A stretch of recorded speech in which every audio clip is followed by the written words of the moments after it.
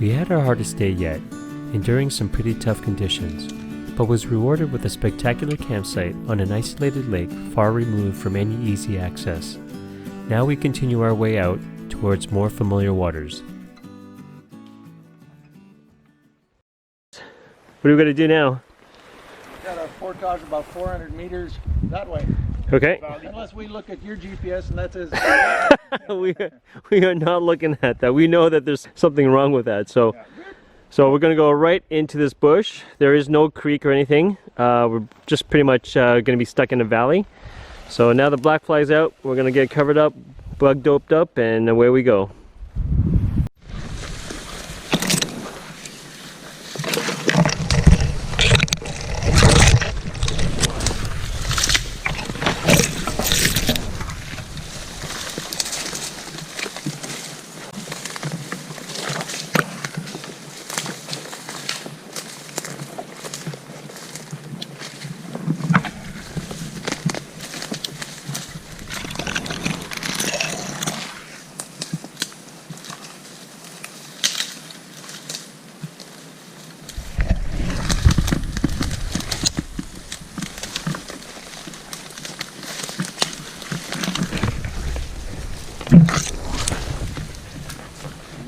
Yeah, so we're walking through this moss-covered bog, and I just stepped in this and just went in through past my knees. So that's hazards of walking when it's looks like it's firm ground, but it's not.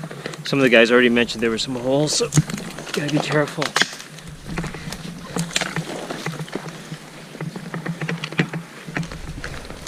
I think when we go back, we're gonna go up high. Yeah, this is be impossible to get gear through.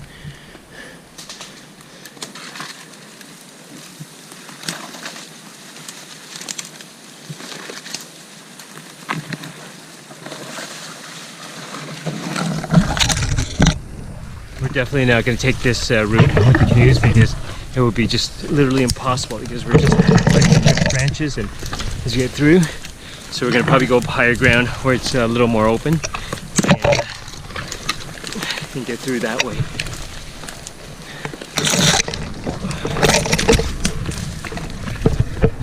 Otherwise, I'll have to force your way through.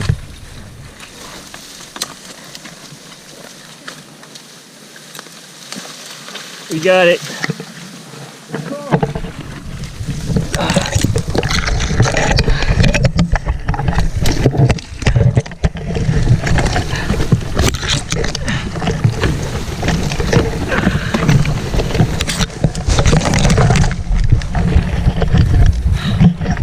There we go. We're on the lake. Holy moly. I need water.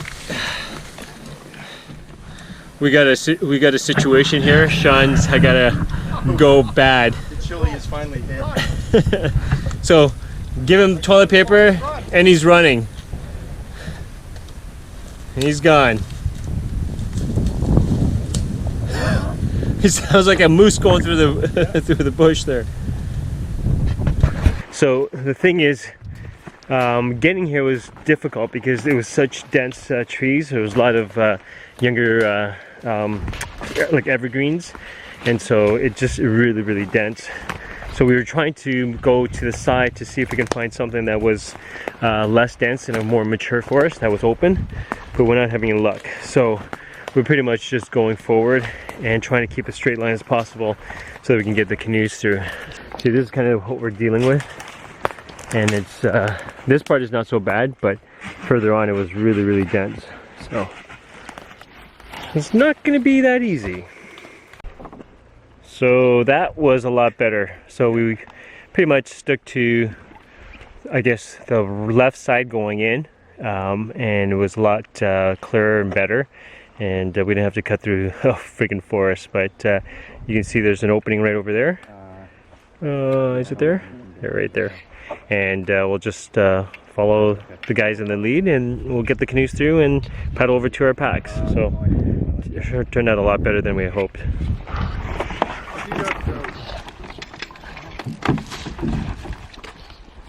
I wasn't able to get footage of the carry since it was my turn to portage the canoe. It generally went well, other than the end where the trees were growing very close to each other and made it the most difficult section to get the canoes through. We just took a little break after that portage, and there's supposed to be creeks to the next two bodies of water, and the guys are optimistic that there's going to be water, and I just said, expect the unexpected. You're on a trip with me, so we're just headed over that way, and let's see what we're going to find or not find. So they claim to have found water and disappoint me. I'm not disappointed. I don't mind paddling. Is it paddling water or is it pulling water? Yeah. Oh, whoa. Use the P word.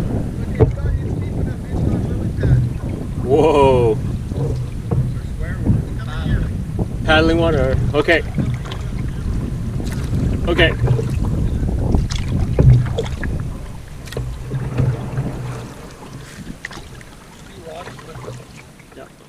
The notion of paddleable water was short-lived, as you can clearly see. There is nothing wrong with optimism. It's just that I've rarely had any such luck when I plan canoe trips. Yeah. Creek is not much of a creek. Well, it's a creek. There's water, but there's a little trickle of water down there and lots of black flies. So we're gonna head back out. We'll probably have to go overland, or see, there's we've got two different maps on our GPS. One of theirs shows marsh in about a couple hundred meters, and mine shows a lake. So we're hoping mine is right, so that we can paddle it, but we won't know until we get there. So we're probably gonna have to bushwhack this section until we get to the next body of water and go from there. So this is what we're dealing with right here. Rocky creek bed.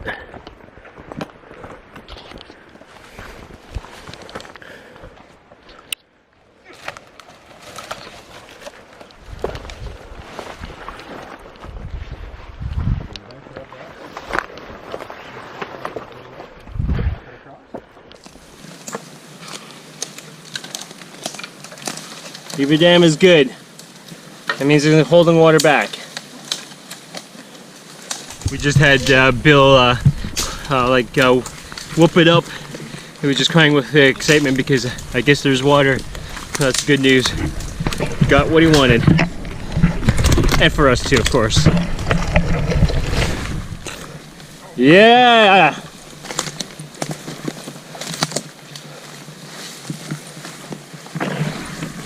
Thanks to Mr. Beaver.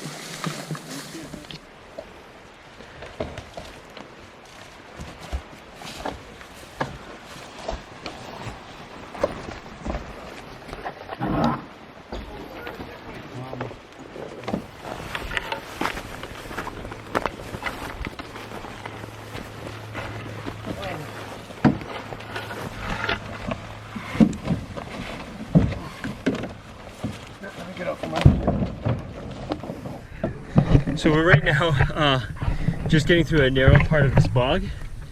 You see the guys over there at the put in, but we're on a floating bog, and you can see it's about 4 or 5 feet down, and it's like a thick mat of bog. Like you could shake it. Stick it under.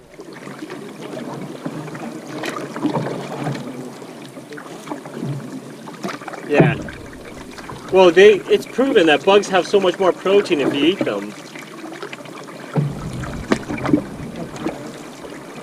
Although I think the only way you're going to do that is get the bugs, grind it up, and sell it as like a protein powder.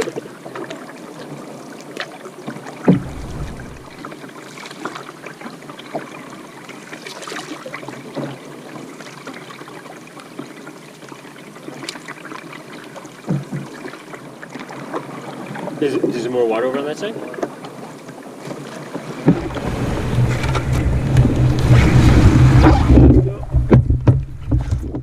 floating bog mats were too thin and soft to walk on, so we searched for another way through, and thankfully found another channel. So I can break some of these branches.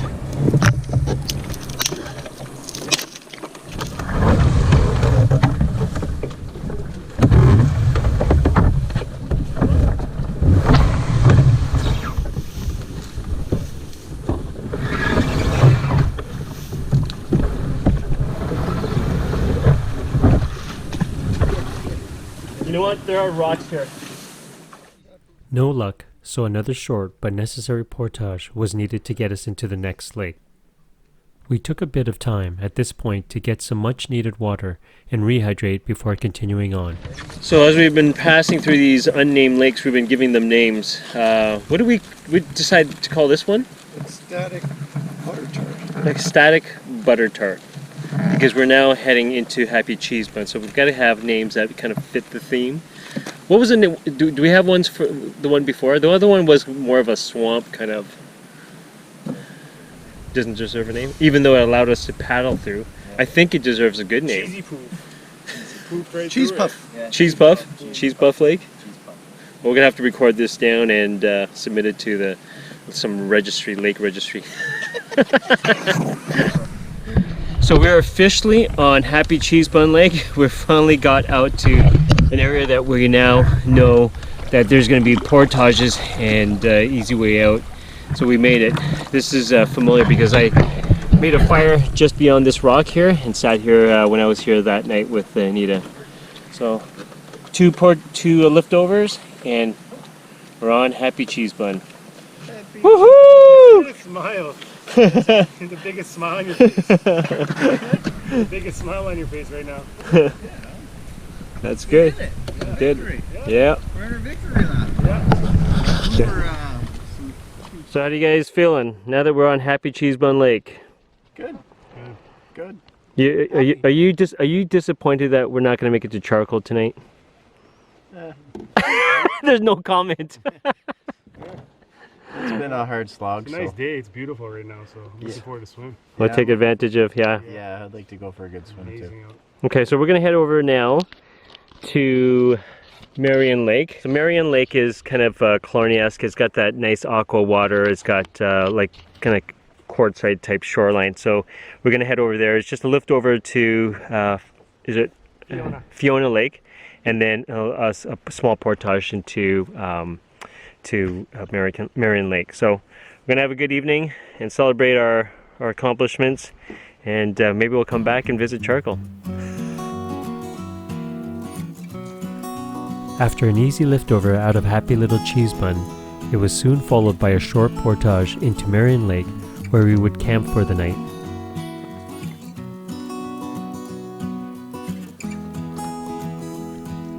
After establishing a camp on an island, the first order of business was to go for a refreshing swim and wash off all the dirt and sweat accumulated over the past 3 days. And boy, did it ever feel great. Even if it meant swimming with a hole in my underwear. If you see this is where I had to cut off the burnt part of my underwear. Now it's my brony underwear.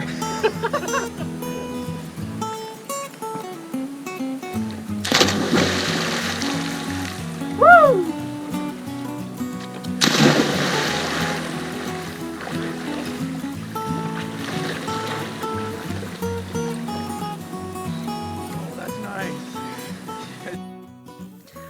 Okay, so we are on Happy Cheese Bun Lake. Really? This was Marion Lake, as you probably already know. No clue as to why I kept mixing up lake names throughout the trip. And the guys are absolutely loving the lake. A campsite here, seeing that I was here last year with Anita, we knew that there wasn't very good tent sites. But we made the most of it, and but they do like the lake. It is pretty and the water's nice, and so we've pretty much already went for a swim to clean up, and we've got a fire going, and everyone's now going to chill for the evening. We didn't obviously make it into Charcoal Lake, which is fine. I think just from the general consensus that everybody wanted to have a nice evening, especially was seeing that it was such a beautiful day. So I'm more than happy to stay here at Cheese Bun. Charcoal will have to wait for another trip, another adventure. But we're just going to get some supper going and enjoy the rest of the night and sit around the campfire and reminisce about the trip that we survived. After supper, we relaxed around the campfire as we chatted and sipped on hot beverages late into the night. It was hard not to bond and talk about the crazy challenges and obstacles we had to overcome the past 3 days, knowing it was all soon coming to an end.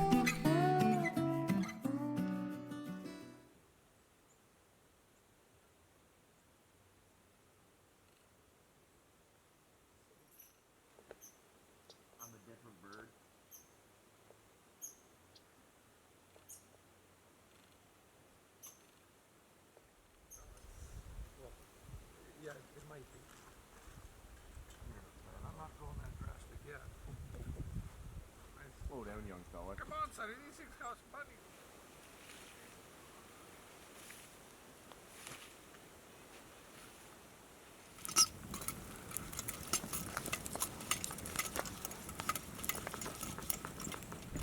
Good morning. It is the last day of the trip of this, I don't know, this marathon of pain and I guess some people would call it torture, but fortunately it's raining this morning. It's a light rain. It does look like it's going to clear, but we were hoping to film our flashback series this morning, but we're just kind of waiting to see if it passes because it's lighting up in the horizon. But it was, I think everybody slept well. Everyone's probably a little stiff and sore, but otherwise everybody's in good spirits. And we're just hanging out around by the fire, just having some breakfast and having some hot drinks, coffees, just to kind of get our systems going for the day. We don't have very far to go today. We just got a short paddle down this lake and then a well-worn 300-meter portage, and then literally just like 10-minute paddle back to the car. So it really isn't that far. We're in no rush to get going. I think everybody's just kind of just mellowing out, and hopefully it'll clear up and dry some of the stuff up, then we'll pack up and go. The weather soon improved, and with an extra cup of coffee, we talked about a few things as we slowly packed up. One centered around gear that took a beating on this trip, such as this. On this trip, things like besides our clothes getting all shredded up and our shoes got actually a lot of our shoes are all shredded up as well too. But one of the things that you should not bring on this trip is a nice hardwood paddle that you cherish, especially like we're talking about like a beaver tail or otter tail, because it's really not the appropriate environment for it. And I'll show you why. So Bill brought his, and unfortunately it took a hit. So here's Bill's paddle. So Bill, are you a little saddened about your paddle? Yeah, I've had this one for about 25 years. Right. And I guess I'll have to do some major repairs on it. It's kind of a little bit chewed up there. Wow. It used to be a nice, beautiful beaver tail shape, and so it literally took the tip right off, right? yeah, I mean it used to be a nice rounded shape. So Yeah. you can see that some of the laminations here, or one layer's just cracked off straight there. Right. Do you remember where you mashed up your paddle there? Well, I think it was just a cumulative thing. There was so much just pushing through the bog and Right. through the rocks that, and it needed some maintenance anyway. So Okay. it probably got a little bit soft from Yeah. the water, Right. and just all the pushing it slowly broke pieces off. Yeah. Question: would you bring that paddle again? No, in fact, I did have another paddle with me, a nice, I don't know, $25 plastic one Yep. with aluminum shaft. Yeah. But I had to lend that one to Sean. Oh, okay. I gotcha. So next time Sean should get a better paddle. Yeah, I Yeah. think so. Or one that he could beat up. Yeah, and I think I'll probably get another one of those Yeah. cheap $25 paddles. Well, thanks for bringing along and showing us what people should not bring on their on this trip with me. Yeah, it's always good to be an example, even if it's sort of a counterexample. Yeah. Gotcha. Totally. Thanks, Okay. Bill. Yeah. Then there was the topic of this trip in general, the Passion Punisher kind of trip. These guys, including myself, endured a lot, and despite what they experienced, said they would join again. So I asked for their thoughts and advice they could provide to others that would be interested in joining. Here's what they said. Question, Sean. Yes. Recommendations to go on a trip with the TPP, the Passionate Punisher? Light. Go light. Go light? Go light. Go as light as you can. So, in other words, go, but just go light. Absolutely. If you're not afraid of hard work, you're not afraid of getting down and dirty and getting after it, go. It's All right. awesome. You come out a better man. Or a woman. And you're setting an example, because what happened after the first trip? A week after, you said, Let's go. let's go again. I'm ready. Right? Even though you got battered and bruised the first time, you're ready for more. It's character building. It's character building. Have you become a better man? Yes. Yes. Yes. Hard to believe. You notice that there's a laughing coming from the background. Hard to believe, but yes. All right, awesome. David, Yes, sir. you recommend people to join me on this trip? Yes, I do. What's one piece of advice you would give them? You can't take Sean's, because Sean said go light, Go light. even though he brought a 12-pound tent. What would I He's talking from personal experience. Yeah. You have to be in shape. You okay? Yeah, you have to be in shape. Yeah. You have to make sure you're steady on your feet for sure. Yeah. Yeah, that's. Yeah. So I mean, I think if the guys can all conclude that, like, you got the most muscles in this team. Yes. Right? Yeah. And were you sore? Were you tired? At the end of the day, my mid back. Yeah, it was. Yeah. It was more like for me, it was my feet, just Yeah. because we were waterlogged, and then we were doing the up and down climbing. Yeah. So footwear. Make sure you have good footwear. Yeah. We had a discussion before we came out about should I bring boots. Right. I was kind of wanting to bring boots, but because I was a boot guy. Yeah.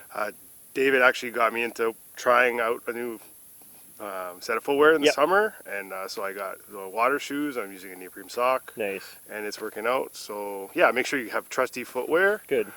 You got to be comfortable with your feet being wet like every day, all day. Yeah. Even though there's no water in the river system that I choose, right? Yeah. Oh, he'll make sure he'll get your feet wet. He will get your feet wet. There's no. Yeah. So it's just back to the point about being fit. Yeah. Just proof that even if you're fit, you will be tough on your body. Yeah, you want to. Yeah. Right. And you want to be mindful about being hydrated and stuff like that, like Yeah. eating healthy, even the meals you bring and the snacks you bring. Yeah. Like I tend to snack a lot during the day. Know what works for you. Good. Yeah. Good. Okay, thanks. So I can see Bill here in the background. I bet you he's got some smart remark for me. But so Bill, you are the oldest member. Surviving. Yeah, and you did survive. We did discuss that, right? Well, we're not done yet. Well, I know this part will be pretty easy. So Bill is the oldest person that has done a TPP trip, and so kudos to him. He survived, right? And so any word of advice for, first of all, would you recommend anyone to go? And what would you be one advice if they do decide to join me? Well, I mean, obviously this is not the kind of thing that everybody should do. This is hard. I mean, you've heard from the other guys. They're 20 years younger than I am, and it was hard for them, and it was very hard for me. So it takes a lot out of you. Yep. And so it's not for everyone. No. Think very carefully before if David offers you an opportunity to do it, because you're going to hurt. Yeah. And you're going to have moments of self-doubt. Yeah. And you're going to think about just chucking it in and going home. Right. So if you're not ready for that kind of challenge, just say no. And I appreciate the honest assessment. So Bill, any advice? Lots of snacks. Lots of snacks? Lots of snacks, and stay hydrated. Yeah. Yeah, because we were constantly going. You needed that energy. I think most of us at one time or another were close to cramping up. And so you got to be very careful. Stay hydrated. Right. And keep pounding those calories in, because we're probably burning 5,000-6,000 calories a day out here. Right, for sure, definitely. Okay, thanks for the advice, Bill. Awesome. So there you have it. It's a canoe trip by name, but certainly not a typical one, but one that centers around exploration, adventure, and the unknown. So you can bet more of these types of trips will be forthcoming in the future. With an easy, relaxed start to the day, we finally finished packing up and loading the canoes. Then it was a short paddle to the last portage of the trip, an easy one at that. Then we pushed off into Rushbrook Lake, where it all began, and finished the trip with an effortless paddle back to our waiting vehicles, all with a sense of accomplishment and teamwork between a new group of friends.